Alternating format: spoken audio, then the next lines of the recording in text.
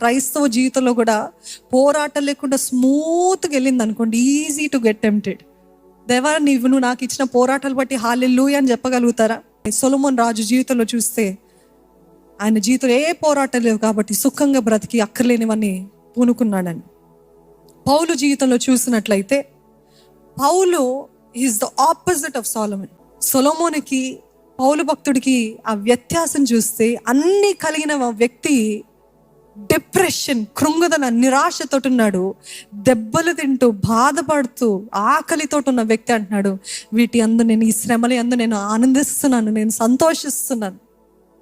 ఈరోజు నేను మిమ్మల్ని అడగదలుచుకుంది, మీరు సొలొమోను వంటి డిప్రెషన్లో ఉన్నారా?